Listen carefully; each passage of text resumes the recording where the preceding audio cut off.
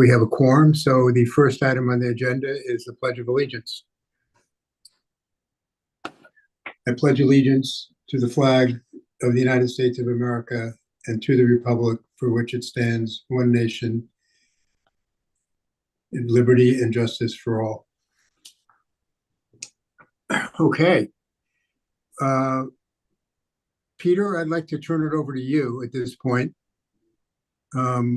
as the chair of the EOC. Certainly. Well, thank you to SLAM and Colliers and our fellow board members for taking another evening. This meeting derived from earlier EOC meeting that covered the presentation we're about to hear. And we wanted to extend the information to the entire board of those that can participate tonight, but also town of Weston residents that couldn't be on that Friday call that perhaps can make this call. So that's agenda item number 3 is their presentation, and we'll let them work through it similarly to how they worked through it with us at the EOC, and then we'll have some Q&A. And I just want to preamble that going, this was an element of a phased assessment of the middle school from a structural engineering perspective. They completed phase 1, so Phil Cross had enlisted their help. We did not determine whether or not to move forward with the second phase or subsequent phases. And I just wanted to make it clear that our aim here is twofold. One is to determine what's best for educational delivery, but also to determine what's best for the town of Weston financially. And these two are not necessarily incompatible. And I think as we work through this, we may find that we can have both the best educational delivery and sort of the least risk, least uncertain option. And that's for us. And then, of course, our fellow other boards in town and eventually a referendum to determine. So with that preamble, I'll let the gentleman, and I'm not quite sure who else is on the call, from Colliers and SLAM, proceed with their presentation. Thank you. Great, thank you. I'm Jim Hoagland with SLAM. I've been the project manager for this, and I've been in the building, so I'll be taking the lion's share of this presentation. But Kemp Morehart is also on, and he's the principal in charge for SLAM.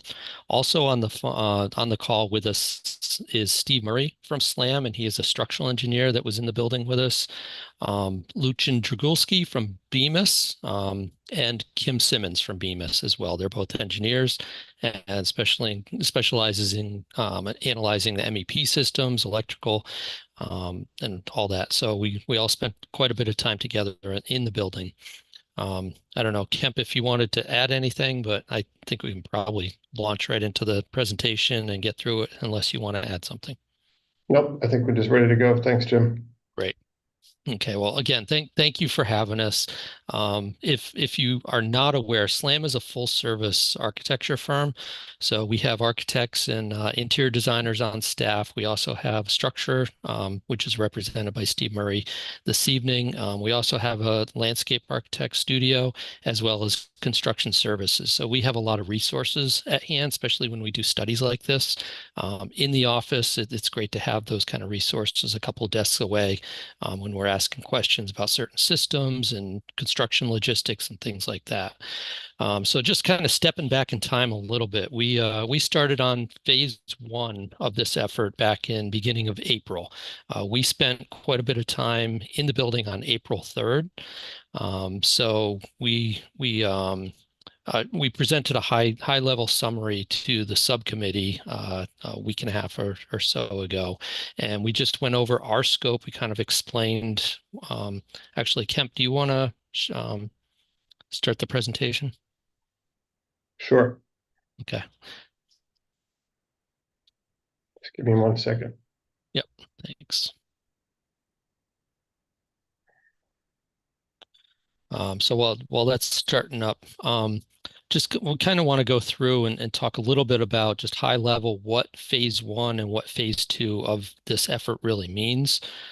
Phase one is a preliminary assessment, and it was really intended to be 1 day on the ground in the building, making observations with all of our engineers and architecture and staff, and then coming back out and analyzing that and then producing a letter. So the effort there really was the design team in the building. We looked at the overall building layout, kind of analyzed that from an architectural standpoint. We went into just about every space in the building. And then our structural engineers started looking at structural systems overall. He was in the gymnasium, all of the smaller wings.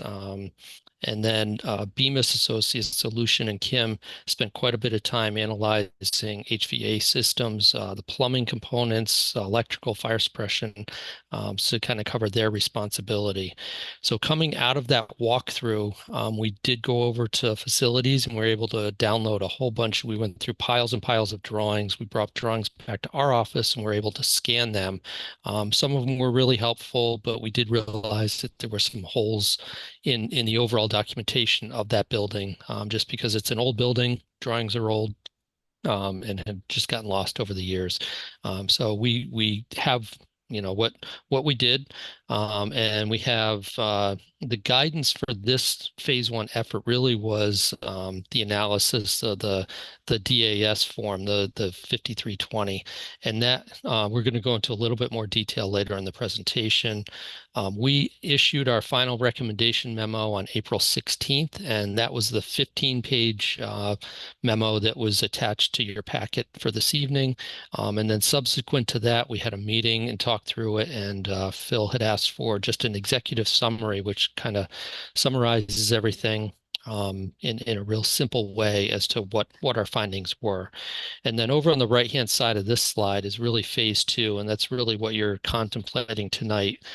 So pending authorization to move forward, that's just a list of what would be undertaken in the phase two of the effort.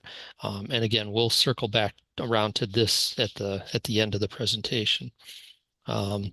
Next slide, Kemp. So as we spent time in the building, we wandered around outside the building, looking at some accessibility issues, trying to understand how the building sits on the site, some of the site constraints that you're up against, much like the picture on the right. You're all well aware of those stairs that go to the main entry. And we tried to get into just about every single space that we could, ranging from small janitor closets all the way up to classrooms and, the pool area and gym and all the big community spaces as well. Next slide. Some of the spaces that we kind of tag teamed as we walked through the building, I know I was a little concerned about just getting headroom. And when we begin to analyze a building for full renovation status, we have to begin to understand how systems fit into this existing building. Buildings are developed and designed much differently today than they were back in the 1960s when this was built. So as we wandered through the building, the team was really cognizant of the materials that were on walls and ceilings and floors, and we made notes of that. Also windows, all those exterior envelope systems we looked at. We did spend some time up on the roof looking at that system, kind of observing what types of equipment are up there and how a renovation could possibly be affected if we eliminated or added equipment to the roof there. I think one of the real telling conversations that we had in the building that evening was how all of the systems currently fit in. So, as we got in there, Kim and Lucian and I and Steve stuck our head above ceilings. We popped a lot of ceiling tiles, and we have a whole photo documentation of what you see on the left. So as we got up into those ceiling spaces, we realized that, we're dealing with a tectum deck on the roof. We have some steel beams, that are fairly average size, but in our opinion, the roof is fairly low, and we have some fairly low bottom of steel that would impact some system selections in the long run. And you can see a lot of conduit running here, some data cables, some electrical conduit. So as the team wandered through the building and looking at situations like this, I think it was a good comprehensive look, and we were able to kind of talk back and forth and really understand whether the school was going to be able to, be eligible for all the criteria that we're looking at through the state checklist that we're looking at. Over on the right, we as many panels that we could pull on equipment. We were looking, in closets. This unit ventilator was not functioning correctly the day we came wandering through, and the maintenance staff was actually wandering with us, and the teacher complained. So, he pulled the panel, and it gave us an opportunity to kind of see what condition some of that equipment really was in. So in the grand scheme of this, really was a comprehensive look, albeit quick through the building. But I think that that full day that we spent there was really time well spent. And I know I have Lucian and Kim on the call today to answer any questions at the end, but they spent a fair amount of time looking at all of, the electrical services coming in, the boiler room, how all of that is fed and serviced.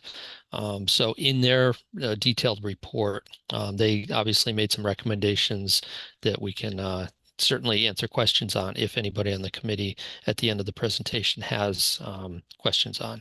But I think most of you are well aware of the age of the building and the age of the systems in the building. So the team didn't really do invasive investigations. So popping ceiling tiles and looking behind panels was really the extent of it. And I think phase two is really intended to take a deeper dive into that, do much more exploratory investigation. So the next step here really is looking at what the report that we issued on the 16th really says. So I'm gonna go through. I know with the subcommittee we went into a fair amount of detail over the 15 pages, but I think to summarize it really, in our opinion, after looking at the building, the renovation could meet the criteria for renovation status. However, right now it's uncertain about the cost of the renovation. I think that's where we're really going to circle back around and have a robust conversation at the end of this presentation. I'm just going to go through the 15-page document. I'm going to get through it real quick.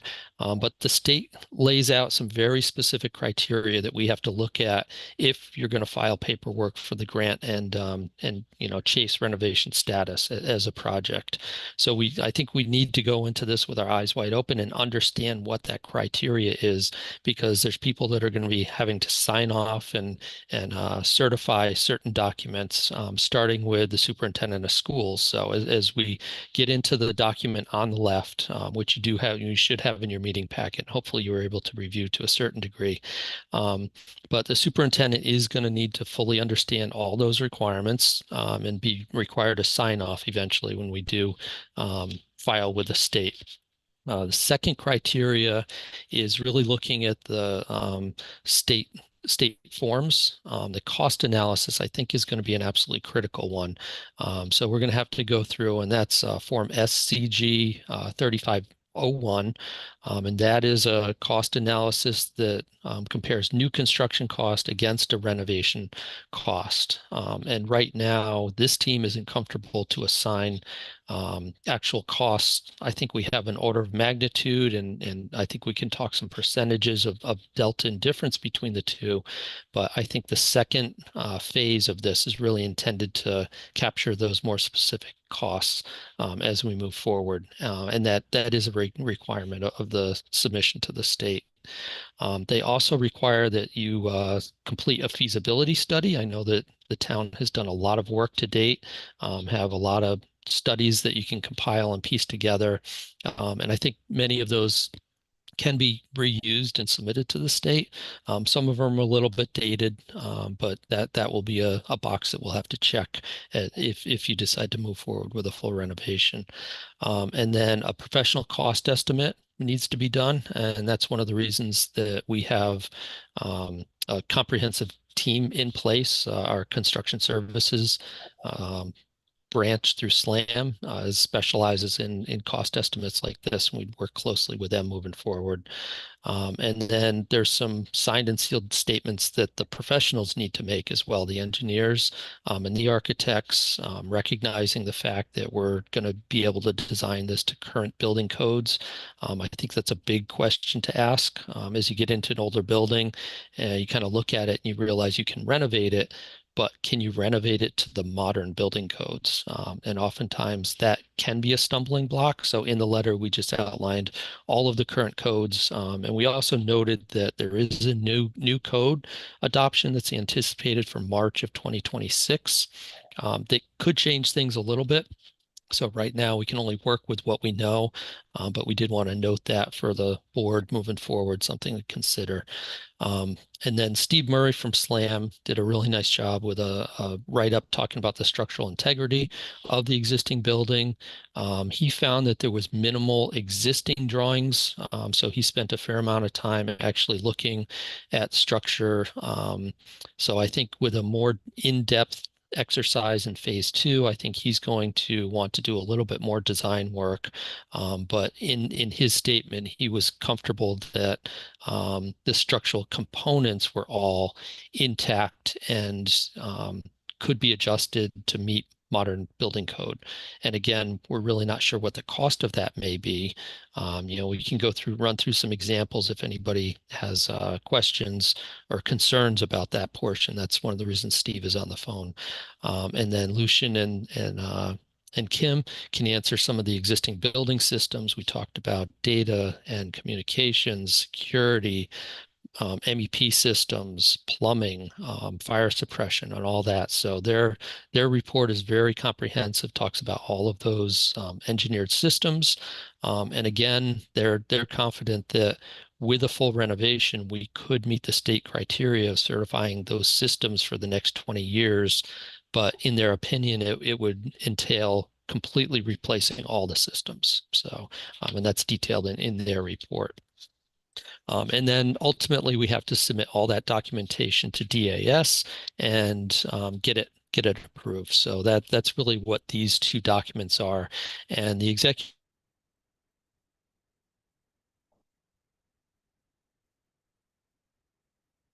and again, we just stated that we thought in our professional opinion that we could satisfy the criteria under the Connecticut general statutes. And then Steve made a statement that he observed that the structural integrity of the original building has not been compromised. So we're comfortable that we could move forward and do renovations to meet that 50-year life for the structure. And we did state that right now the cost of the renovation is really unknown. And we're not sure if that would exceed the threshold cost of being more expensive or less expensive than a new project. And then we did exclude some things that we obviously didn't look at in phase 1, and that includes some hazardous material considerations. We're confident that there is hazardous materials, but we're just not able to confirm the extent of them right now, and certainly can't assign a cost at this point. And any site environment considerations. So we haven't assessed any of the project costs relative to any of that at this point. Okay, next slide, Kemp. So really, what is renovation status? And I think this is going to drive a lot of our conversations. The state clearly defines this in the Connecticut general statutes. And a lot of the documents tie back to this and point to this. So we've highlighted a couple of items here that we feel are really important. So if you're going to renovate a school and consider renovate to new, you need to consider it totally refurbished. And then the 3 points here, A, B, and C, really A talks about being equal to a new building and still cost less than what a new building would. B is really just talks about the building not being renovated significantly over the last 20 years. And C is not less than 75% of the facility to be renovated, at least for a 30-year kind of certification for that. So we've kind of documented this. I think it's going to be an important point to come back to at some point. Next slide, Kemp. And then moving forward, as we discussed, potentially doing phase 2 of this effort, the renovation designation checklist will drive all of the process, and we need to check all these boxes, numbers 1 through 9 on the left. This is form SCG 3520, and we've summarized it on the left. And based on our scope that we have a contract for, we'll write narratives for all of the items listed there, from architecture all the way down to fire protection. We will offer an opinion of probable costs for the project, and we will do some drawings for you. We'll do a conceptual site plan that the costing will be based on. And then you have already done an ed spec. One of the tasks for phase 2 would be to take that ed spec and fit it into the existing building. It's not necessarily an easy one-for-one. We could find some spaces that would fit the square footage, but may not be ideally sized or proportioned for a music room or whatever the ed spec calls for a specific space. But we will do a conceptual floor plan, which again, the probable costs will be based off of. We'll deliver a final report to you, and then we will begin to fill in all of those items required on the 3520 that you see on the left. Next slide, Kemp. And then as we were discussing this over the last week and a half or so with Colliers, and this is kind of a transition over to them because they've been a key part of this team, really great resource bouncing ideas around. We started building a list of the considerations that you would have to give for new construction versus renovation, because that's really what the state is asking you to do to go through this exercise, is come up with the best choice for the town of Weston. And how do you go about doing that? So the way this is set up is, the first bullet under new construction directly relates to the first bullet under renovation. So, we recognize the fact if you're building a brand new building, you can meet the ed spec, you can proportion rooms exactly the way you want it. You can create the adjacencies that are absolutely ideal. So a new building, easily supports those 21st century learning philosophies. The renovation over on the right, I started talking a little bit about, adapting spaces in an existing building may be less than ideal. So I'm not going to read through all these considerations, but I think the board, I think these considerations may drive some of the conversation and questions that the board has. We've thought about phase construction. Obviously, new construction, you can drive if as long as you can isolate it on the site, you can go quick. The phase construction oftentimes stretches out schedules and adds dollars to the project that you never really see back into the building when it's all done. So these are all things to consider. I'll let you read the list. I certainly don't need to read the list to you. But Colliers being a really key part of this team and driving some of these conversations, just wanted to mention that we've built this list together, and I think we're coming at it from a couple of different perspectives. Not only the educational philosophy and benefits of either of these solutions, but also the construction background. So kind of looking at both sides of the perspective here. So the last piece of the puzzle really is schedule and budget, and Colliers has really been driving all of this. So I'm going to pass it over to Scott now, and he can talk a little bit about big picture schedule and budget and kind of where we landed at the end of the phase 1 process. Thank you, Jim. Good evening, everyone. Scott Pellman from Colliers Project Leaders. Just a little bit about, again, what we do. We are owners, project managers. We specialize in understanding the state process.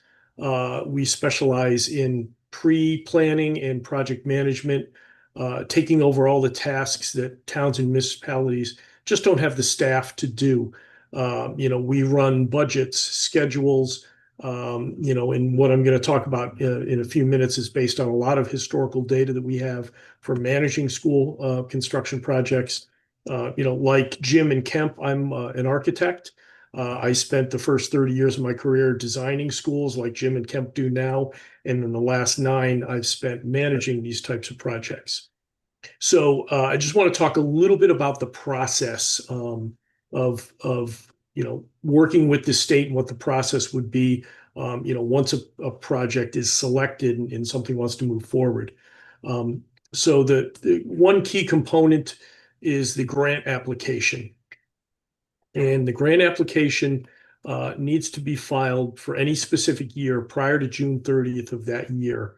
By doing so, you would then get placed on the priority list for the fall of that year. So let's just say, for example, a grant application was filed next year for 2026 prior to June 30th. Then if that grant was accepted by the state, you would get put on the priority list in the fall, which is then submitted to the legislative branch on December 15th. And then that would go into the legislative process and be approved the following late June, early July of 2027. There's some key aspects of the grant application.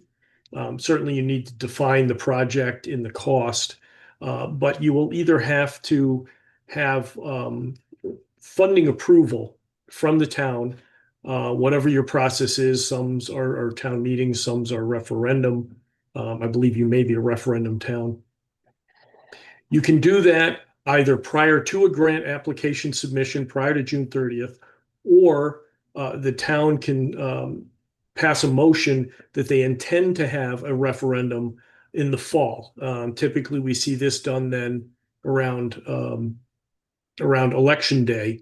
The key is in order to get onto the priority list, you have to have the certified positive results from that referendum filed with the state prior to December 15th, when that priority list then moves on to the legislative branch. So those are kind of the key components for a grant application. Once the project was approved, we would anticipate a project of this size, brand new or renovation, again, to be determined. Going through all the design, the approval processes with the state, all the critical aspects of budgeting, reviewing the documents, would take somewhere between 14 and 16 months. Then bidding and award of a project of this size, by the time you put the bids out, you receive the bids, you evaluate the bids, and then make a recommendation to the town and to the building committee for award. Typically, that's 3 to 4 months. And that process is parallel for whichever project you choose, whether it's new construction or a renovation. We feel that, again, those timelines are appropriate for each.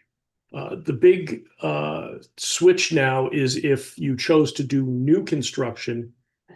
New construction is much simpler, just from the standpoint that we anticipate if you do a renovation, you don't have anywhere to put those students, the 511 students that we anticipate being in town at that period. So you have to do a job in phases. You have to move the students around the building, create some temporary spaces, temporary classrooms, and just renovate little portions of the pie, little portions of the school. And that takes a longer period of time. So we feel that new construction is reasonable, could take between 20 and 24 months. If you're doing a renovation in an occupied building, that can extend out that construction period and could be between 36 to 40 months. And that would be a complete renovation, as James laid out. You would be replacing all of the mechanical, electrical, plumbing systems, lighting, finishes, and then most likely reorganizing the building to meet 21st education goals and to meet the ed spec that was developed by Tech Time. So I'll just stop right there for just a minute and just see if there's any questions on process. And if not, I think we'll proceed on to our last slide. Okay. Actually, I do have a quick question. Oh, sure. Getting back to this. So June 30th application. Mhm. And you had mentioned, and maybe I missed it in the crosshairs here, that we needed to have the town vote on it.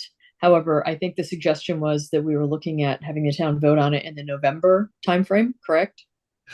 No, I wasn't making a case for either option, just laying out that you either have to have funding approval by the town prior to June 30th submission, or at a minimum commit to a referendum, have a motion that gets filed with the grant confirming that the town would intend to vote on in some fashion, whatever your normal approval process is, in a referendum prior to in having that ready prior to the December 15th deadline for getting that information onto the priority list.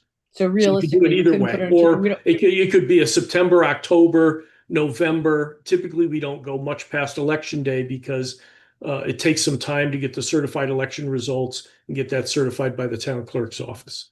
okay, all right. I just needed to know that. And with this being June 18th, I know that this is your recommendation. You've been working with the EOC. Is this something that is even a thought for June 30th for us, or is this just an informational?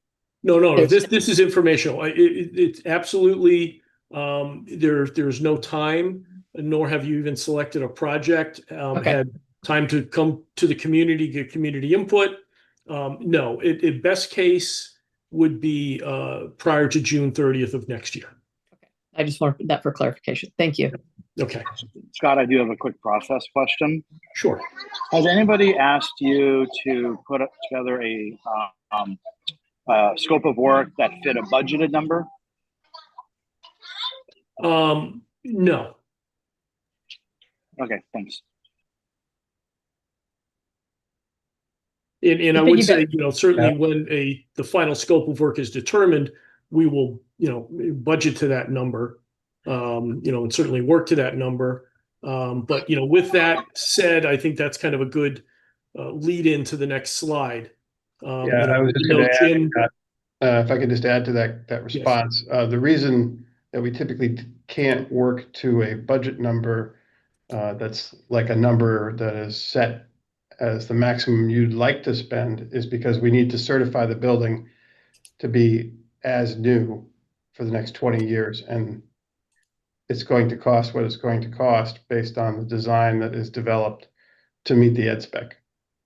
I think what David was saying, though, is making sure that we have a design that meets the ed spec that also fits within the budget that we have as a town as well. I mean, that we have to be fiscally right. responsible. And there is some movement that can happen there. And again, I think it's a good lead into the next slide. Okay. What we've done is provided very, very high level order of magnitude, a range right now.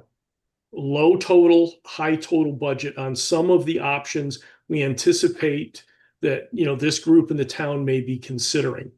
Again, these are very, very high level based on, some initial thoughts as far as square footages for the new building. Those new square footages include either a pool or not a pool, because we know that necessarily that's not a decision that's been made yet. We looked at a little bit of different areas associated with those, from a low to high of approximately 115,000 square feet without a pool is sort of on the low end. Depending on final ed spec decisions, programmatic decisions, that could go up to 121,000 square feet. Whereas with a pool, approximately 10,000 square feet larger in both scenarios. From a renovation, we looked at renovating the building itself. So it was an apples to apples, the existing building, which is just shy of 153,000 without the pool, or then with the pool for 162, just shy of 163,000 square feet. Again, the way we developed these numbers is we took a look at current bidding market projects. We're constantly bidding out projects, constantly getting in data from the industry of where we stand specifically in this region and in Connecticut. So we use those as well as historical data for developing soft costs, contingencies. Again, one of the other factors that lays into this, again, between new construction and renovation is the timeline. And as I laid out in the previous slide, we cannot renovate a project as quickly as we can build a new one. So with a renovation project comes some escalation costs. You're probably looking at an additional year of construction. That's an additional year of a construction manager, an additional year of escalation costs, which year over year we anticipate to be in the neighborhood of about 5%. So that's just some of the high level options in data that we used to kind of develop the numbers in front of you. So, if you start looking and comparing new construction to renovation, again, very high level. We don't yet have a firm grasp on what the renovation would be, how much of the existing building would remain, could some new and or additions, demolition of parts of the existing building be undertaken. Those are all possibilities which, again, potentially Slam and Jim and Kemp and his staff might be looking at if this group decides to go forward with a phase 2 on the renovation work. But as you can see, the numbers right now are fairly close between creating a new building and renovating an existing. We did, for this task, assumed that the building would be built on the existing campus. So there wouldn't be any land procurement or land involved, land purchases. We also then looked at the low and high district share. Again, very high level order of magnitude. These are based on your current reimbursement rates for new construction at 12.14% and renovation at 22.14%. We do understand there could be some legislative assistance here. But again, we have to factor in sort of the worst case baseline scenario. So again, the anticipated district share is in the third and fourth columns for the 4 different options that we're currently sort of reviewing and contemplating. And again, when you look at new construction to renovation, the numbers are fairly close. So this just gives you, as you continue these discussions, kind of an understanding. We don't feel that, if you do pursue renovate as new, there is going to be a significant savings. Again, as Jim laid out, ultimately, if that option is chosen with the finalized design, once something gets a little bit more developed, we will have to prove to the state, in our opinion, with the estimates, that renovation is cheaper than new. If renovation comes in and it's shown by the estimates that it's more expensive than new construction, then the state will not approve the project, and they will not fund the renovation. Let me interject because I think you're done, right, Scott?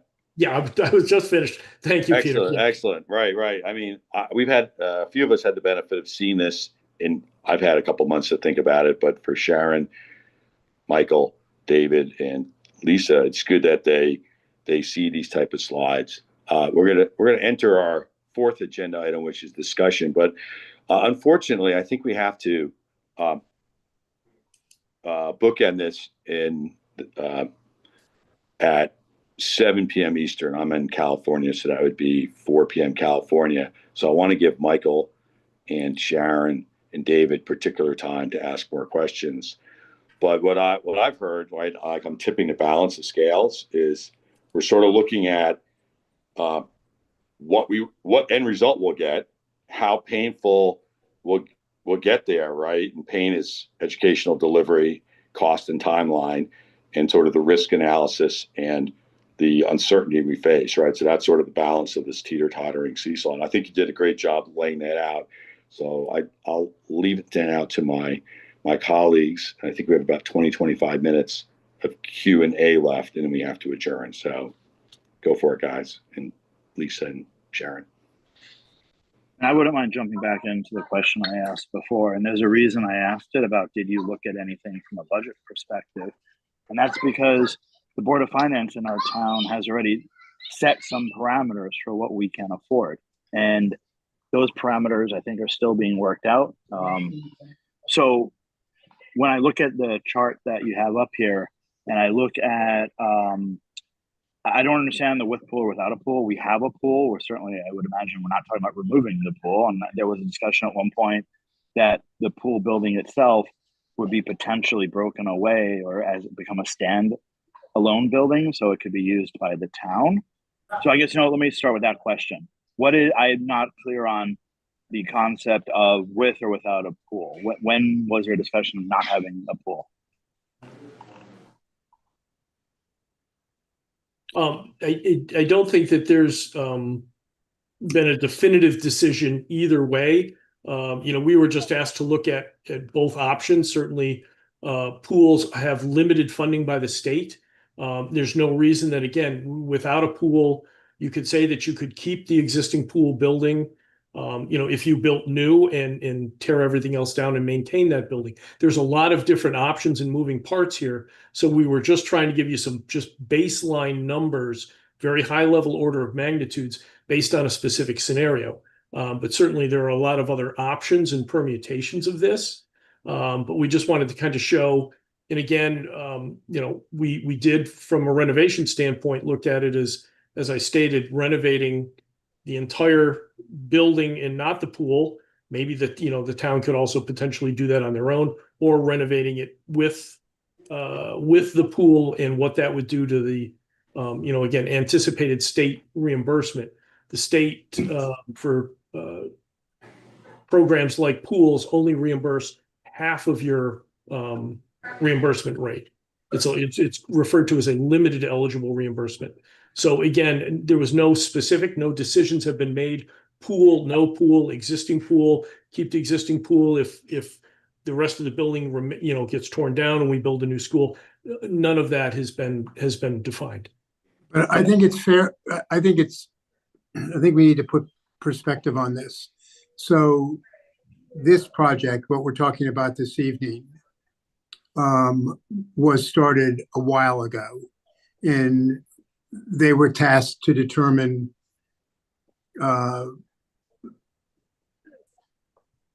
state of the building, renovate as new, or renovate as new, or build a new school. The Board of Finance, post you beginning this study, came back, and it's relatively new, came back and said, well, the town can only afford X, in round numbers, like $85 million. But what they haven't said to us was, it's not $85 in one lump sum. That is what the town can afford. We've not asked anyone to go back and say, okay, you have a fixed sum of money, time frame unknown, what would you have to do over the next 8 to 10 years? Because that's probably the number they're thinking of. What would the building need over the next 8 to 10 years without doing a renovation? We've not asked anyone to do that. That's a totally different study. Okay, so yeah, and I understand, Colliers, what you guys are tasked with. I was on one of the early calls, so I'm not criticizing you for not knowing to ask for. So this is more of getting me to understand where you're at. So you haven't been asked about you haven't been given a budget number to work off of, and to Steve's point, as a non-finance person, that's me, I can simplify what Steve is saying by simply, I think, describing it as, we've been given a budget of what the town can afford, but it doesn't appear to be a budget that they're going to write us a check on day one. It's an overall borrowing amount that we can borrow over a 10-year period and then have 20 to 30 years of debt to pay it back. So that's a very controlling factor. There's a budget that the town has said we can afford as a town. And by the way, that total budget dollar amount, we are not going to give that to you on day one, January 1st of 2026.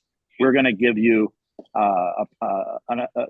amounts over 10 years. So that to me is critical information, because what you've designed is it's not affordable. The town can't afford it. So my other question, I'll turn it over to the other folks. And I think the answer is no. And again, I'm not criticizing you, because you can't know what you haven't been asked to provide.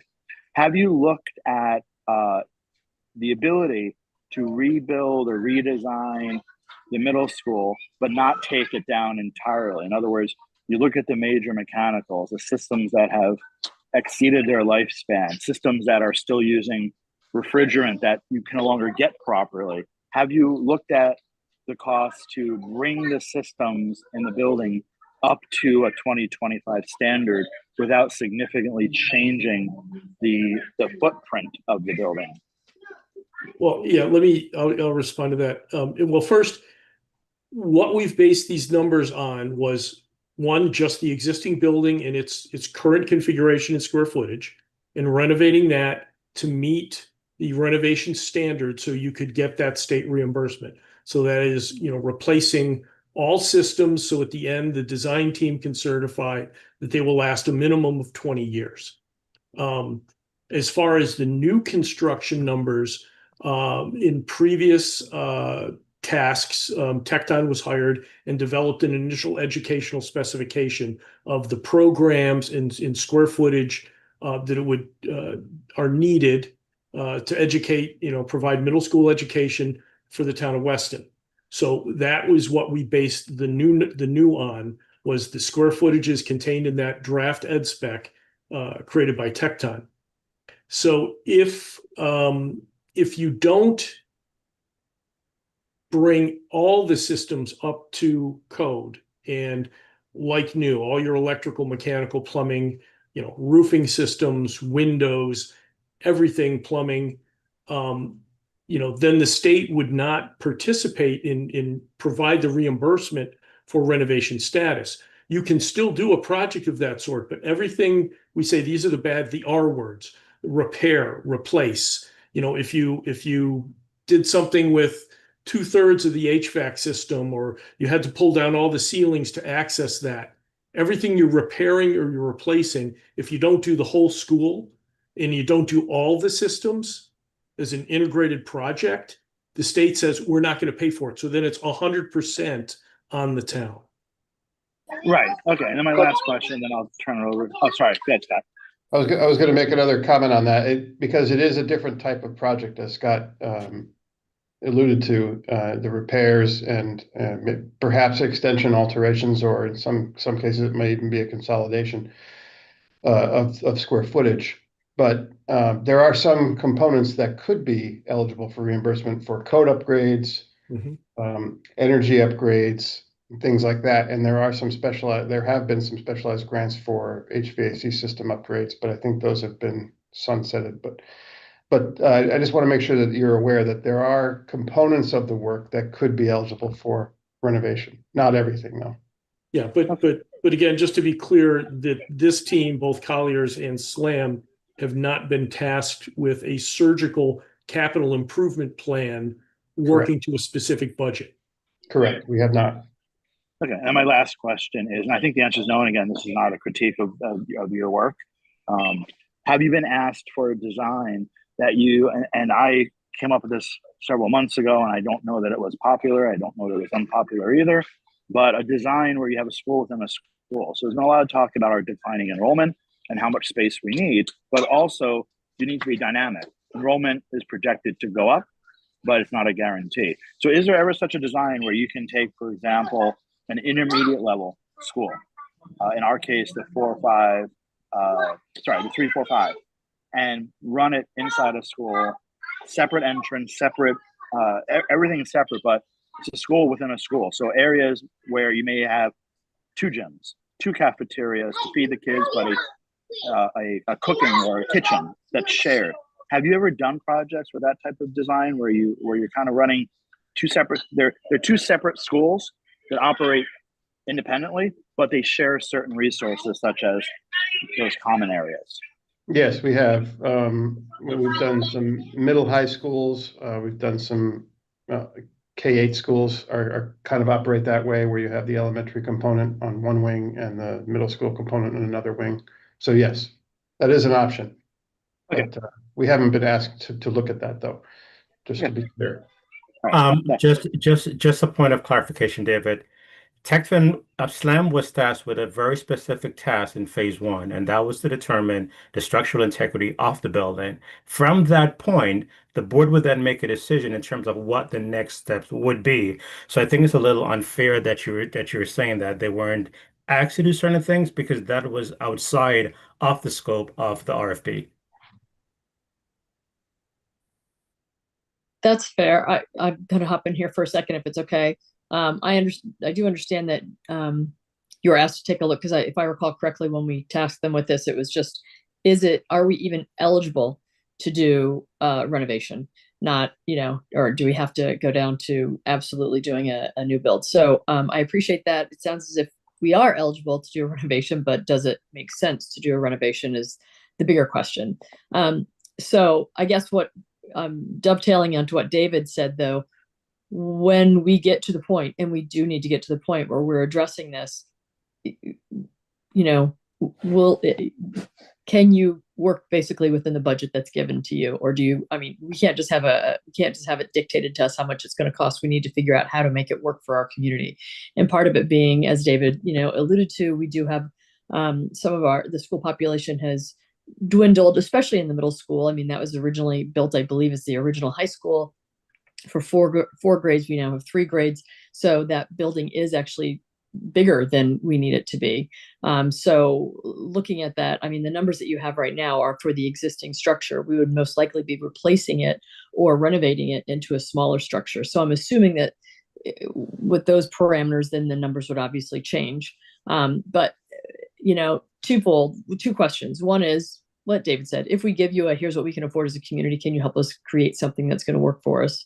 Is that something that you're capable of doing? And the second thing is, do you have people within your organization that can help us to apply for help us to identify and apply for the grants necessary to get our maximum reimbursement? Well, there's one more aspect to that, Sharon. The Board of Finance has to tell us of the amount of money they're willing to apply to this project, how they want to phase it. If they're telling Correct. us it's $5 to $10 million a year over the next 8 years, that's very different than saying you have to work within an $80 million budget. It could just be keeping the roof on the building. Not doing anything significant. It's probably Matching it. Yeah, is right. And I don't let me dominate this company. I doubt there's matching funds for that. It's matching funds for some of it maybe, but not all of it. Yeah, from what Kemp was saying, no, that's not a matching funds kind of situation. Yeah. That is a good luck replacing your HVAC. Yeah, unfortunately. So I don't really want to be, penny wise and pound foolish in this whole thing, but at the same time, we just have to be fiscally responsible for our community members as well. So that was my comment. Yeah, and just typically, budgeting these types of projects, and again, I threw a lot at you, but the new construction is approximately 35,000 square feet smaller than the existing building because I believe the educational specifications recognized the fact that the current building is oversized. And again, we're just kind of putting these out there to give you some very high level numbers, but ultimately, it's the project will cost what the project costs. The only way to reduce costs is to change scope. So if you can build a smaller building, or again, if there is an alteration project, may not be renovation, is new to hit certain budget parameters. Again, that can be explored, but typically within the industry, again, why we gave you kind of the low and the high is, you can only cut down on finishes so much. You can only cheapen a building up. We typically say, do you want to build a Chevy or do you want to build a Porsche? Right. And I understand you guys are, we want to build a Chevy. So we're going to work with, when you get to that point, make sure that, it's budgeted that way. And then you hold the architect to that budget. And they would be accountable to bring the building within that parameter. But at this point, if you said, we got to do this for $20 million less, my initial response to that would be, then the scope needs to be cut or defined differently based on, differently from what we have made the assumptions on and generated these numbers off of today. That's totally fair, and I get it. Right. And please understand, we want to build the Porsche. Whether we can afford to or not, I don't know. But I have another question. Kemp, you had mentioned that you've done the school within a school concept. Is that, how does that line up as far as comparatively, cost comparatively? Is it, is it is it less expensive to do a school within a school, or are there things that go within that make it basically equivalent to two separate schools? Sometimes you're going to do a school within a school if you don't have two separate campuses or the plot for two separate buildings, right? They can enlarge the footprint of a building to make it a school within a school. And so that's going to bring the cost down. So I can understand why communities might choose to do something like that. But if we have the space for a fourth school, maybe making it a smaller structure, so is that going to be more cost efficient? I don't know. I'm asking, is a school within a school typically more cost efficient than having two separate buildings? I'm not sure that, well, I mean, for operationally, it's certainly less cost to operate fewer buildings, right? I think that's where you're headed with that. But it's very difficult to be able to say with any certainty right now what's being proposed, because I don't really know what's being proposed. If you're thinking about trying to utilize all of the square footage in the current middle school, but bring other students there of a different grade configuration in, say, a different wing with a separate That's the entrance, address. what was being discussed, I'm on that mute. have its own Or scope yeah. definition. Yeah, I know the name. Remember the address? Hold on, Steve, you're not on mute. Sorry, Kemp, you were saying? Yeah, that's fine. But that project will have its own scope definition that would have to be evaluated to determine, what those costs might be. It's difficult to say right now, Yeah. but and to categorize, a school within a school as being cheaper, I can't really say that. Okay. All right. Yeah, and I'll just add that I can hear you going and kind of thinking of some different ways to attack this. And if the scenario is that you have a certain amount of money that you can spend and you want a school, it may not be a brand new school, but maybe you can renovate it. And I think the big impact that you need to understand there is if you go down that road and decide you're going to spend $85 million and you can't meet the state criteria, then you're going to lose, that potential 10 or 20% reimbursement that the state would give you if you're willing to live with some of the accommodations or things that you would have to give up to get that school built for $85 million. I've seen towns go in that direction.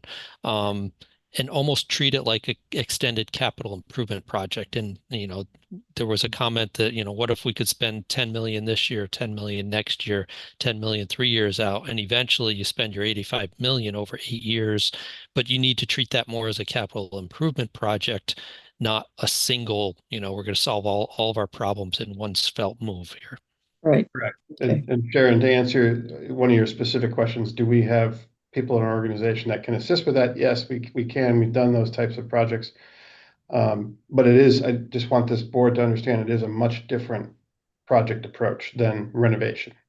Yeah. Because renovation in the state's definition is very specific, that it's a full refurbishment of the entire building to be as new. Yeah, No, and I wasn't. that's why we included that definition in, as a big slide. No. I wasn't necessarily talking about if we're treating it as a capital project, helping us find reimbursement. What I was talking about if we were to either do renovation or if we were to do, I guess it'd just be renovation where you get these reimbursements for things like that, where you're upgrading systems. As new would just be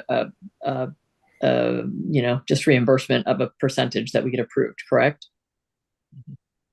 For eligible items, because if you go down the path of an extended CIP type project, there will be scope for, say, code upgrades, and that includes ADA, energy code, and so forth, that could be eligible. And we'd have to very discreetly define that scope that is eligible, and you could put a grant application in for those things. For new construction. No, for Renovation. repairs of very specific scope that the state will assist on.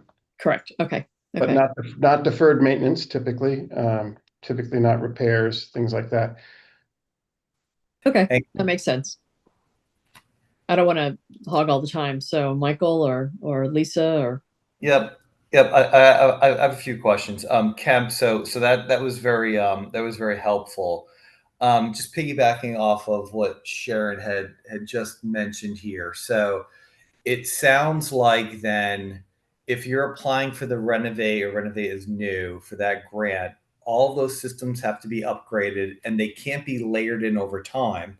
They all have to be upgraded at the same time. It has to be, I think, the phrase was used before, integrated, sort of an integrated upgrade all at the same time. It can't be layered in. If you're talking about a layered in approach because of issues that we have or considerations around the phasing of that funding, then you're talking about, I think what was mentioned before was the surgical capital improvement plan scenario where you have this budget, you're upgrading, let's say, systems, for example, over time, and some of those upgrades may qualify for reimbursement when it pertains to, let's say, you're getting, up to code or whatever have you. But those are more individualistic grant applications rather than a grant application for this whole for a whole project. Is that the accurate way to think about it?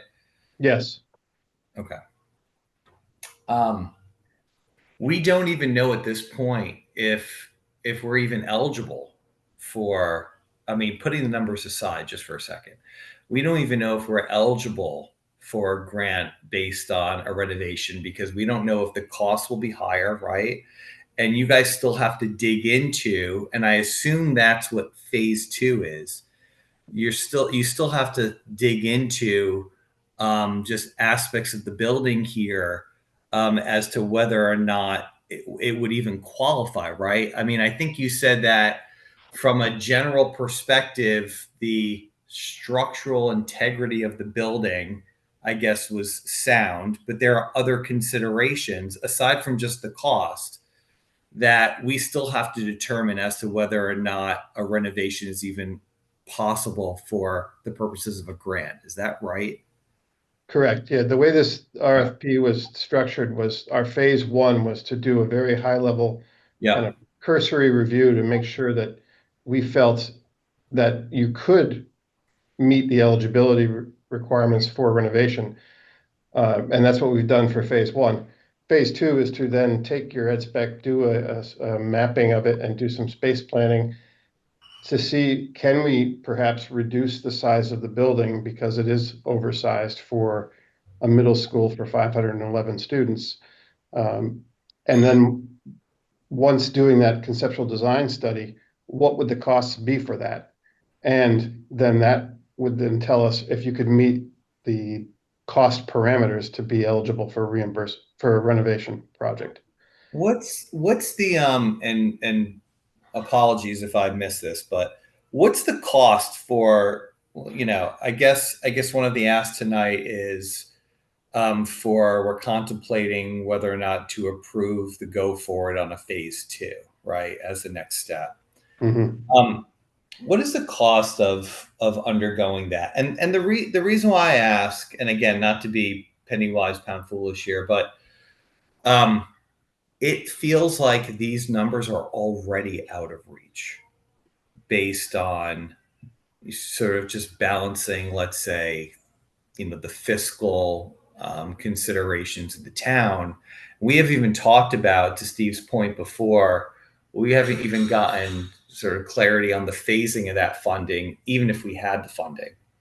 But it does feel like even from a totality standpoint, the funding, it feels out of reach. So I guess the question is, if it's out of reach, do we even move on to phase 2? And maybe if it's a small amount of money, I mean, I guess you can make the argument that we do just to sort of, put this to bed to really get a definitive determination in terms of, whether even renovation is on the table. It feels like to me, this is more of and look, we all want the Porsche, we have a Chevy sort of pockets at this point. But the question is, I guess my comment is it feels like this is leaning more and more towards this surgical capital improvement plan, that, to David and Sharon's point, needs to be, of course, take into account with the specific budget that the town has laid out, and the phasing of the funding in which they're going to provide that to us.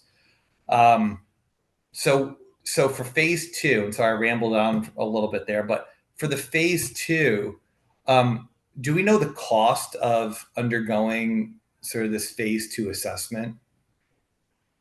Yes, our proposal was two parts. Phase one was $7,500, which we've completed, and then phase two is $40,000 to complete that study. Can you just clarify, have you done phase two, or everything you presented to us today was part of phase one? We've only completed phase one, and we're here today to decide, hopefully decide whether or not we're going to move forward with phase two. I'm going to put the slide up here. So we've on the left-hand side, we've completed phase one, and phase two is pending authorization. Let me clarify. We do not have ocean language for a decision that requires approval. We'll have to circle back to that amongst ourselves. But you laid it out exactly right, that we had a phase one, and then there's a crossroads. And this is starting to clarify those crossroads. I think Michael Guido is getting there on, is that investment necessary or not? We have to decide that amongst ourselves. And we also have to perhaps decide if the risk profile that the town of Weston used to determine the budget is the right risk profile. And I think you've laid out a case where maybe they have to revisit the risk profile for the town of Weston financially, given some of the options you've presented tonight. So we're kind of getting in. I think Steve and Sharon have to leave the call, and I have to make sure I have a quorum for adjournment. No, I'm still good, Peter. Okay. Peter, I have one last question. No, please. This is for you. So I don't want to adjourn until you get the work done you need to get done. I didn't realize. I want to make sure we just have a quorum. We do. So go for it. Thank you. Yeah, just one last question, Kemp. What are the chances? And I know this is very difficult, but or maybe it's not. What are the chances that you guys go through phase two and the renovation numbers come down? Come down from what was presented tonight? Yes. There is a chance. I can't tell you that it definitively will, but as I mentioned, if right now you have 152,000 square foot building, a middle school for 511 students is probably going to be more in the neighborhood of 120,000 square feet. So, you could potentially lop off 30,000 square feet. Where? I don't know yet. We'd study that. That would be part of that study. And so, yes, the numbers could come down, but I'm not certain if they'd come down to the range of the budget that you've put out there today, nor in the cash flow that you've put out there today as well, because I think that's a strong consideration you have to be aware of, that getting 85 million over 10 years is much different than renovating a building over 3 years, 4 years. Not to mention, you also brought up you haven't done any studies because you don't know yet the cost for hazardous materials. And Correct. So that's always an expensive remediation. And then the second piece is, have you done any studies, or sorry, do we know what the costs are to haul away the debris of the building, the actual demolition? Do we have that baked in? We did include buildings of this era, abatement costs, remediation costs that we're seeing, throughout the industry. So again, very high level, you're correct. No specific study, environmental report has been done, but we did include those costs based on current industry standards on buildings of similar age. I'll just add to David's comment. We also didn't bake in the cost of 30 trailers for 3 years and the displacement of kids.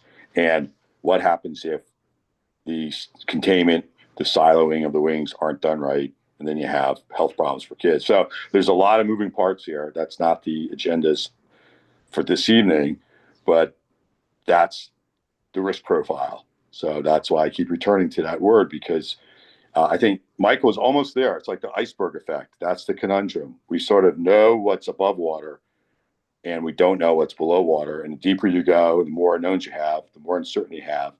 And I say uncertainty means dollars, and you could spend and spend and spend, and you still won't get to what you don't know. And that's really the conundrum we have. So I think Scott did a great job.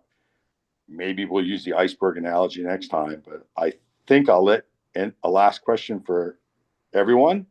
If not, I think we'll adjourn this meeting, because we know what works ahead of us with respect to sort of reconvening and looking at what we've learned tonight.